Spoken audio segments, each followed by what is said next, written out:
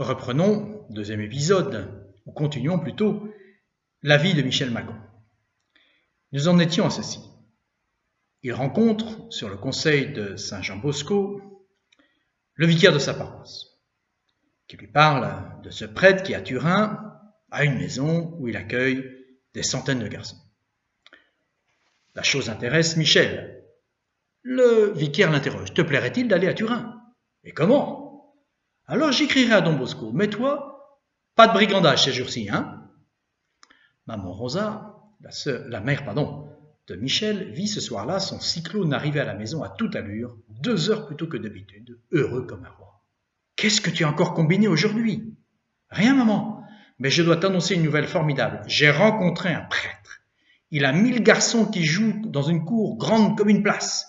Il est à Turin et je vais y aller moi aussi. » Ce soir-là, Don Ariccio, le vicaire, écrivit à Don Bosco ceci. Le jeune Michel Magon est un pauvre garçon qui a perdu son père. Sa mère, devant assurer le pain de sa famille, ne peut le surveiller. C'est pourquoi il passe son temps avec les gamins sur la rue et les places publiques. Il a une intelligence peu ordinaire, mais son inconstance et son étourderie l'ont fait renvoyer plusieurs fois de l'école. Il a pourtant assez bien suivi la 3e élémentaire. Côté moralité, je crois qu'il a bon fond et des mœurs simples, mais il se domine difficilement.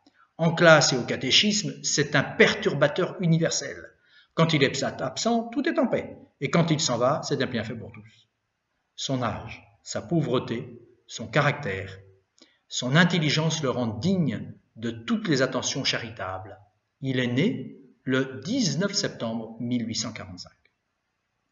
Me fondant sur ces renseignements, dit Saint Jean Bosco, je décidai de l'admettre parmi les garçons de cette maison. Don Bosco, en effet, avait fait attention aux mots « enfant pauvre, délaissé, bon cœur ». Et il écrivit au vicaire que l'enfant pouvait venir à son œuvre, l'oratoire. En recevant la réponse de Don Bosco, Don Ariccio pensa que la providence était bonne. Michel n'était pas méchant, il se montrait souvent intelligent. Mais avec une maman qui devait travailler toute la journée pour nourrir la famille et un enfant traînant les rues, le risque était grand. 2 jeunes que Michel fréquentait étaient déjà sous les verrous et la rumeur lui imputait quelques petits larcins. Un bon matin, un petit paquet sous le bras et l'enthousiasme des aventuriers lancés à la conquête de terres inconnues au cœur, Magon monta pour la première fois dans le train de Turin. Pour lui dire au revoir, il y avait sur le quai de la gare la maman, le cœur serré par l'émotion et les camarades de jeu. La joie du Michel fut troublée quelques instants par la peine de sa maman, mais rapidement la soif de l'aventure reprit le dessus et son cœur chantait sur un rythme accéléré, en route pour la capitale, Turin. Magon était arrivé et ça promettait. À partir de ce jour, chanter, crier, chahuter, courir, sauter était toute sa vie. Il ne devint pas saint du jour au lendemain.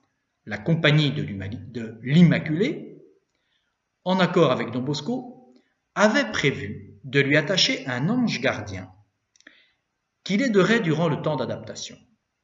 Il ne manqua pas de travail, gros mots, histoires vulgaires, parsemées de blasphèmes.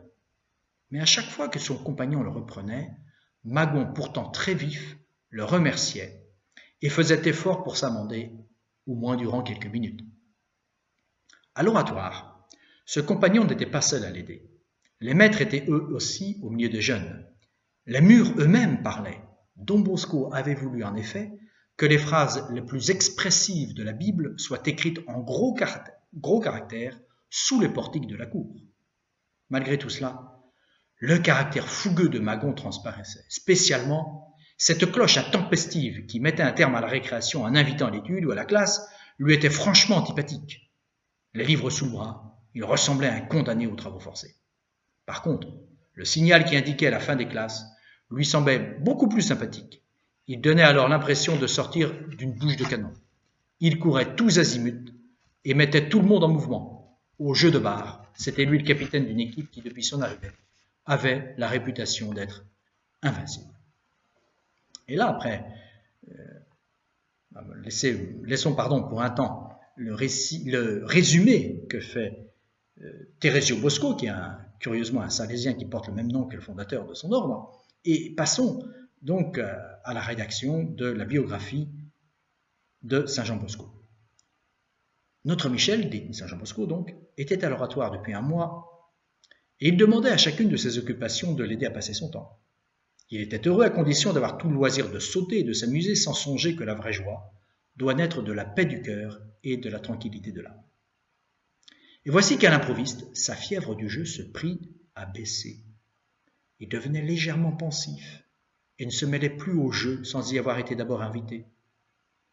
Le camarade à qui Don Bosco l'avait confié s'en aperçut. Don Bosco parle lui-même à la troisième personne. Son ami le suivit quand il l'eut rattrapé. « Mon cher Magon, lui dit-il, pourquoi t'enfuir? Dis-moi ton chagrin. Qui sait si je ne pourrais pas t'indiquer le moyen de te soulager?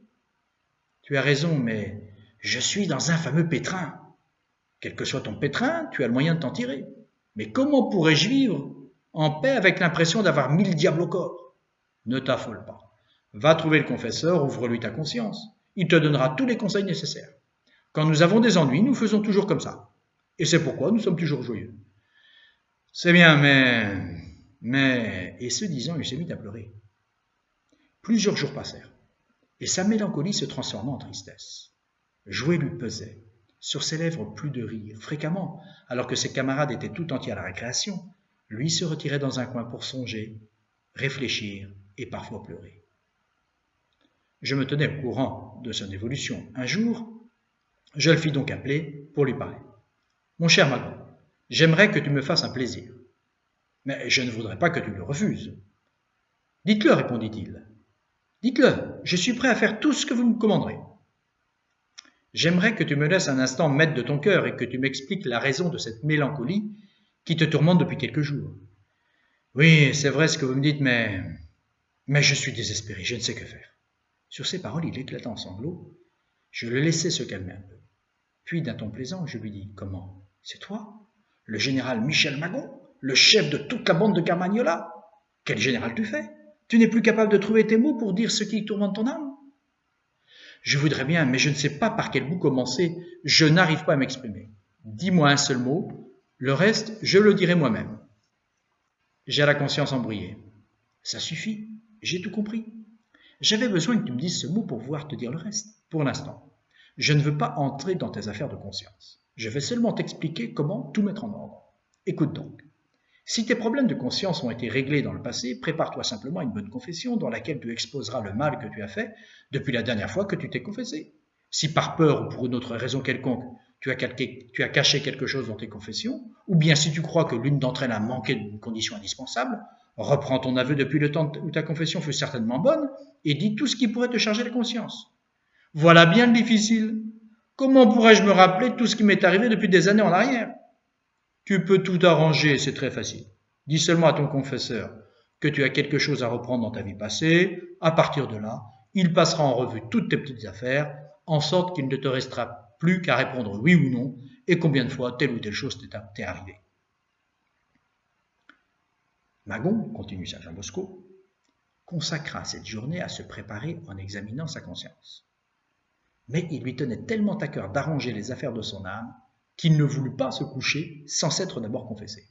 Le Seigneur, disait-il, m'a longuement attendu, c'est sûr, mais qu'il veuille encore m'attendre jusqu'à demain, c'est moins sûr. Donc, si je puis me confesser ce soir, je ne dois pas attendre davantage. Et puis, il est temps d'en finir avec le démon. Il se confessa donc avec une vive émotion et interrompit plusieurs fois son aveu pour donner libre cours à ses larmes. L'obéissance, conclut Saint Jean Bosco, conclusion momentanée, est le moyen le plus efficace pour nous libérer des scrupules et persévérer dans la grâce de Dieu. La suite au prochain numéro. Je vous remercie.